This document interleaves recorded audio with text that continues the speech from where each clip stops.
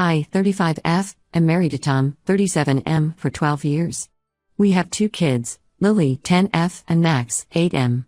About 3 months ago, Tom's father, Carl, 68M, moved in with us after he lost his job and couldn't afford his apartment anymore. To give some background, Tom and I met in college.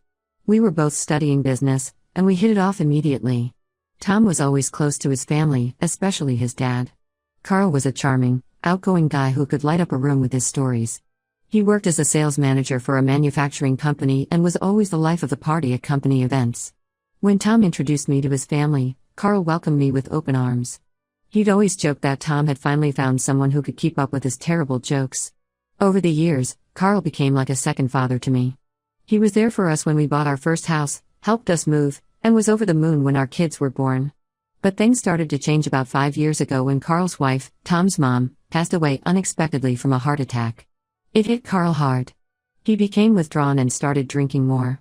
Tom and I tried to be there for him, inviting him over for dinners and encouraging him to seek grief counseling, but he always brushed off our concerns. Fast forward to 3 months ago. Carl called Tom in a panic, saying he'd been laid off from his job. Apparently, the company was downsizing, and Carl, being one of the older employees, was let go. He admitted he hadn't been saving much for retirement, always assuming he'd work until he couldn't anymore. With no income and little savings, he couldn't afford his apartment anymore. Tom and I had a long discussion about what to do. We have a spare room that we'd been using as a home office, and we decided to offer it to Carl. We thought it would be temporary, maybe a few months until he could find another job or figure out his finances. At first, having Carl around was nice. He'd play with the kids after school, telling them stories about their dad's childhood antics. He even tried to cook dinner a few times, though his culinary skills left much to be desired. But as the weeks went by, things started to change. Carl began interfering with our daily routines. He'd constantly pull the kids away from their homework or chores to watch TV or play games with him. If Lily was practicing piano, Carl would turn up the volume on the TV in the next room. When Max was trying to finish a school project, Carl would insist on showing him just one more magic trick. If Tom was doing yard work, Carl would insist on going for a drive or to the hardware store, which always turned into hours-long excursions. They'd come back with bags full of unnecessary gadgets or tools, and Tom would sheepishly admit they'd also stopped for a few beers at the local pub. The worst part was that Carl seemed to think he was exempt from helping around the house. He'd leave his dishes in the sink, clothes on the floor, and expect me to clean up after him. When I asked him to pitch in, he'd say he was too old for that stuff, and that he deserved to relax in his golden years. I tried talking to Tom about it, but he kept making excuses for his dad. He's just adjusting, or he's had a rough time lately, cut him some slack.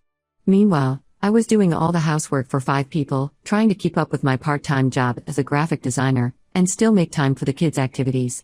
The situation was starting to affect my relationship with Tom. We'd argue in hushed tones after the kids went to bed, with me feeling unheard and Tom feeling torn between his wife and his father. Our date nights, which we used to have every Friday, had become a thing of the past. Carl always seemed to have some crisis or need that required Tom's attention just as we were about to leave. I tried to be patient, remembering the kind, fun-loving man Carl used to be. I suggested we all sit down and come up with a schedule or some house rules, but Carl would conveniently be out or claim he wasn't feeling well whenever I brought it up. Last week, things came to a head. I had taken a day off work to deep clean the house while everyone else was out. Carl had convinced Tom to take a day off too, saying they should take the kids to a baseball game for some family bonding time. They promised they'd be back by dinner. I spent hours scrubbing floors, dusting shelves, and organizing closets. I even tackled the garage, which had become Carl's de facto storage unit for all the random items he'd brought from his apartment or bought on his outings with Tom. As I was putting the finishing touches on the living room, arranging fresh flowers I'd bought to brighten up the space, I got a text from Tom. They were running late and had decided to grab dinner at the stadium. I was annoyed but figured at least I'd have a quiet evening to myself. They didn't return until 10 p.m. I was in bed reading when I heard them come in. The sound of laughter and shuffling feet quickly turned into gasps and hushed whispers.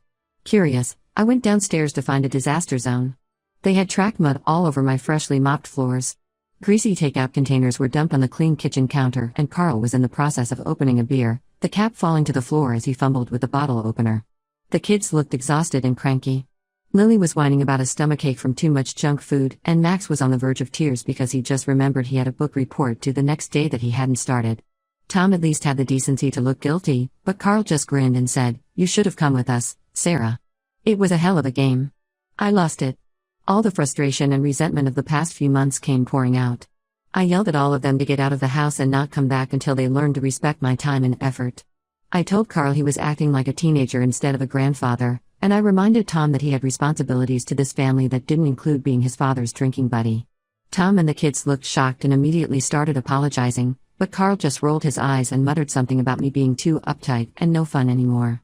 I spent that night in the guest room, alternating between crying and seething with anger. The next morning, Tom tried to apologize again. He promised he'd talk to Carl and that things would change. The kids, looking sheepish, offered to help clean up the mess from the night before. Over the next few days, Tom and the kids made an effort to help out more. Tom took over the laundry duties and started making sure the kids finished their homework before any playtime. The kids set the table for dinner without being asked and even surprised me by cleaning their rooms without prompting.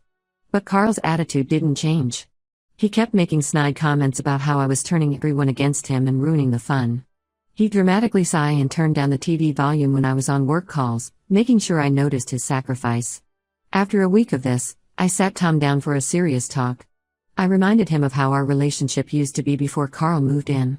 How we used to have time for each other, how our home used to be a place of peace rather than constant tension.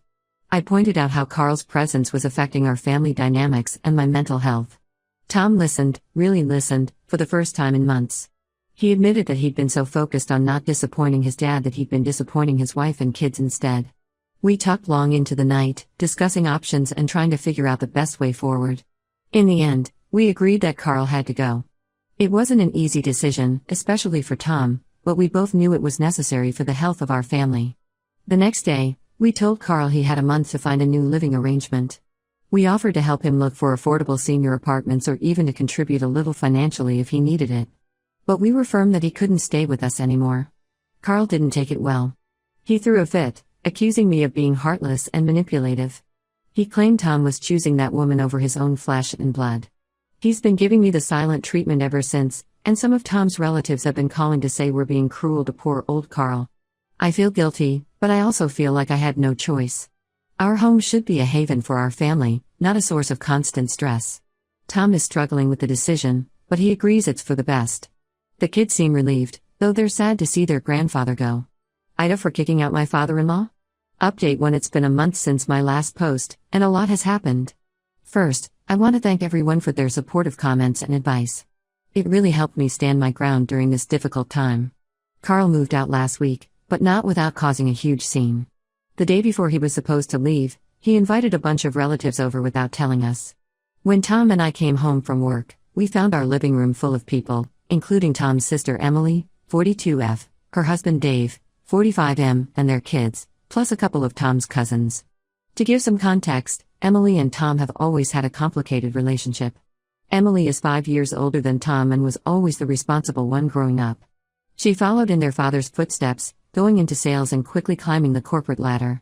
Tom, on the other hand, took a more meandering path, trying out different careers before settling into his current job as a high school teacher. Emily and I have never been close. She'd always seemed to look down on me for choosing to work part-time after having kids, even though it was a decision Tom and I made together. She's very career-focused and often makes comments about how she doesn't know how I do it with such a limited income. So when I walked into a living room full of Emily's judgmental stares, I knew we were in for a rough evening. Carl had apparently spent the afternoon telling them all about how we were throwing him out on the street and tearing the family apart. He conveniently left out all the details about his behavior and how he'd refused to contribute to the household. Emily was particularly upset, saying we should be ashamed of ourselves for not taking care of family. She brought up how Carl had always been there for them, reminding Tom about the time Carl had paid for his college textbooks when Tom was short on cash, or how he'd helped Emily with the down payment on her first house.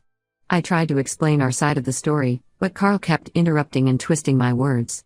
He painted himself as a helpless victim, claiming we were forcing him out because we couldn't be bothered to take care of him in his old age. The cousins, Mike, 39M, and Laura, 36F, were a bit more sympathetic. They've had their own struggles with Carl's behavior at family gatherings, but they still felt we were being too harsh. Mike suggested we try family therapy before making any drastic decisions. As the argument heated up, old family grievances started to surface. Emily brought up how Tom had missed her wedding rehearsal dinner because he was too busy with his college girlfriend, me. Tom countered by reminding her how she criticized his career choice at every family dinner for years. It got so heated that Tom finally lost his patience and told everyone to leave. I'd never seen him so angry. He stood up and said, "This is our house, and we've made our decision. If you can't respect that, then you need to go." After they all left, Carl smugly told us he'd be staying with Emily and her family. I felt a twinge of guilt, knowing Emily had no idea what she was getting into, but I was also relieved that he'd be out of our house. The next day, as Carl was packing up his things, he accidentally knocked over a bookshelf, breaking several framed family photos.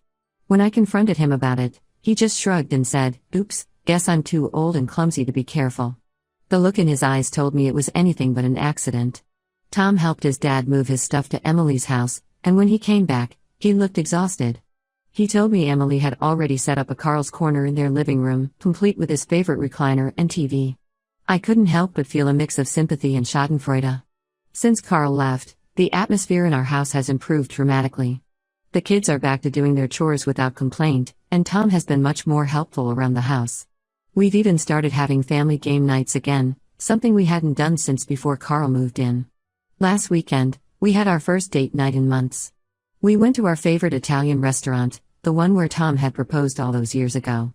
As we sat there, enjoying our meal without any interruptions or worry about what chaos we might come home to, I saw the tension visibly leave Tom's shoulders.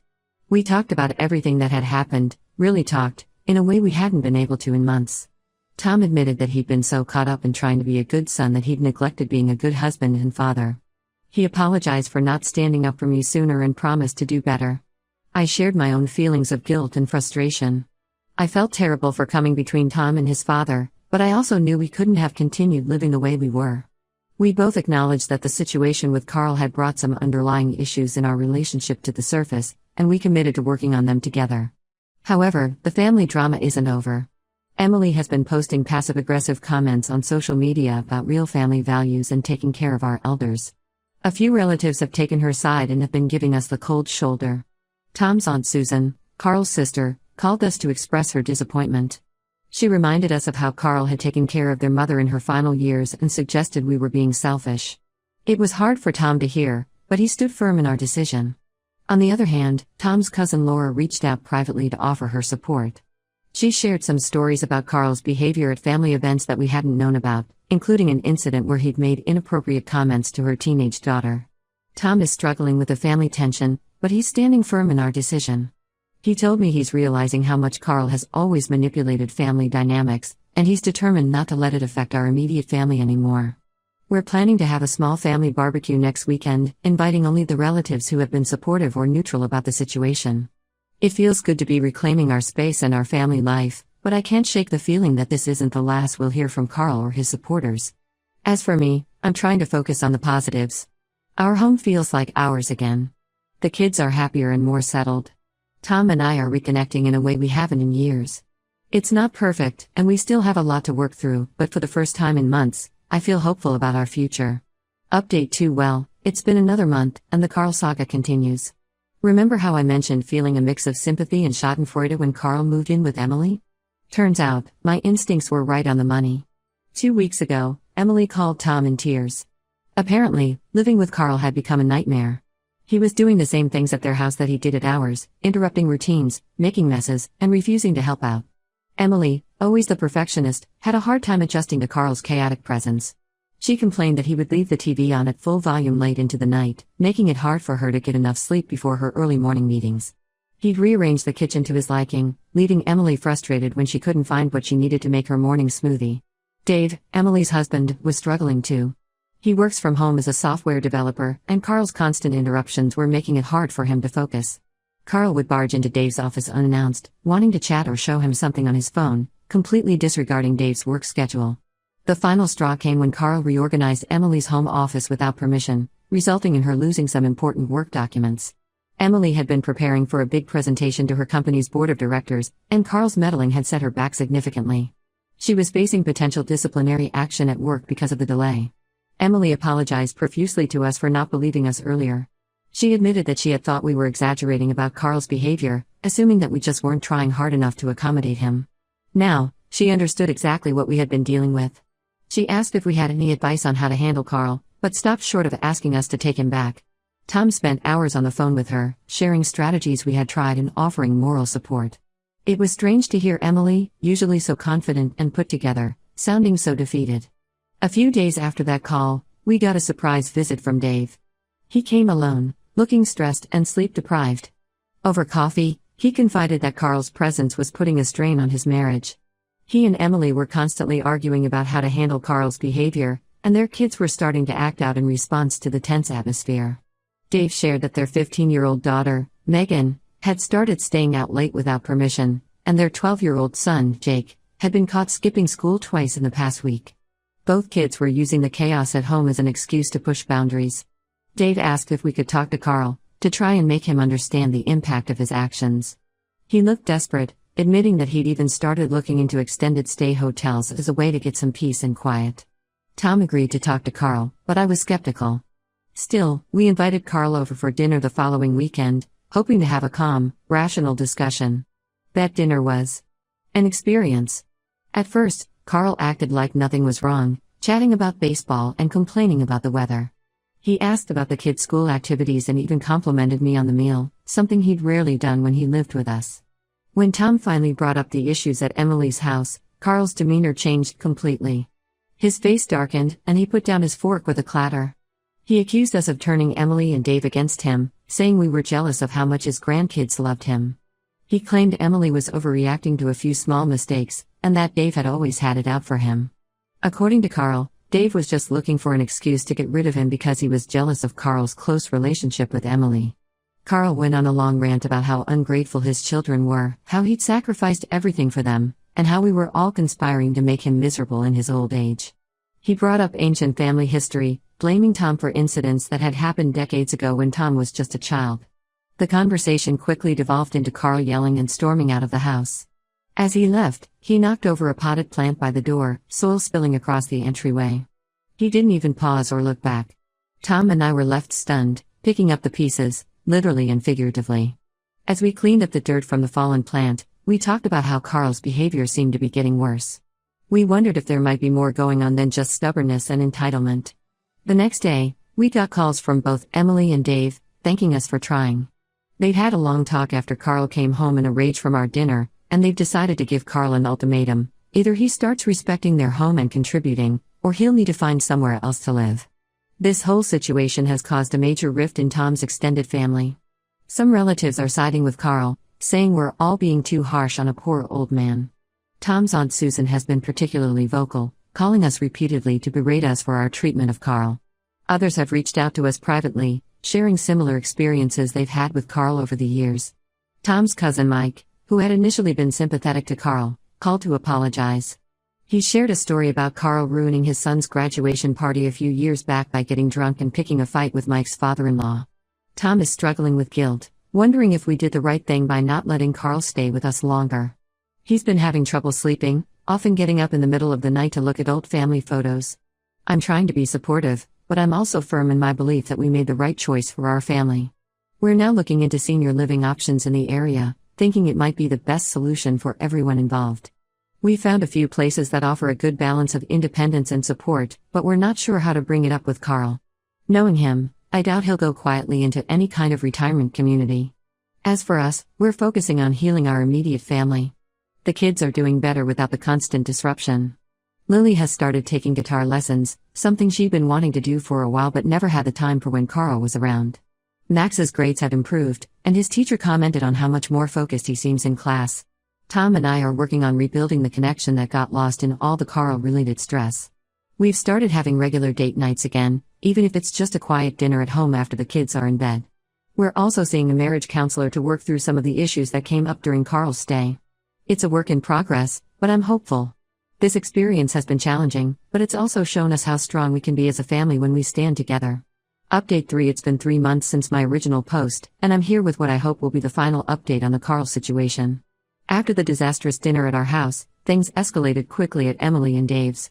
Carl's behavior worsened, to the point where he was actively undermining Emily and Dave's parenting. The last straw came when he gave their 13-year-old son a smartphone without their permission, saying they were too strict with their kids. This incident caused a huge blow-up in their household. Jake, their son, refused to give up the phone, leading to a standoff that lasted for days. Emily and Dave were furious with Carl for going behind their backs, especially since they'd had numerous conversations with him about respecting their parenting decisions. Emily and Dave finally followed through on their ultimatum and told Carl he had to leave. This set off a chain reaction in the family.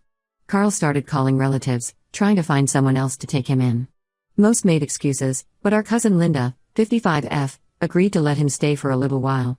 Linda lives alone in a small apartment, and I think she was lonely and saw this as an opportunity for some company. She remembered Carl as the fun uncle from her childhood and thought it might be nice to reconnect. I felt bad knowing what she was in for, but it wasn't my place to warn her. Tom and I, along with Emily and Dave, decided it was time for an intervention. We reached out to Carl's doctor and discovered that he hadn't been to a checkup in years. The doctor was concerned and agreed to help us convince Carl to come in for a full evaluation. It took some doing, but we managed to get Carl to agree to the checkup. We framed it as a requirement for the senior living communities we've been researching, which wasn't entirely untrue. Carl grumbled about it but eventually gave in. The results were eye-opening. Carl was diagnosed with early-stage dementia, which explained some of his erratic behavior and forgetfulness. He also had untreated high blood pressure and diabetes, which were likely contributing to his mood swings. The diagnosis hit us all hard, especially Tom. There was a mix of relief at having an explanation for Carl's behavior, guilt for not noticing sooner, and fear about what the future might hold. Tom spent a lot of time researching dementia, trying to understand what his dad was going through and how we could help. With this new information, we had a family meeting, including Carl this time. It was tough, but we finally got through to him about the seriousness of his health situation. The doctor had recommended a specific assisted living facility that specializes in memory care, and after much discussion and, frankly, argument, Carl agreed to give it a try. The transition hasn't been smooth.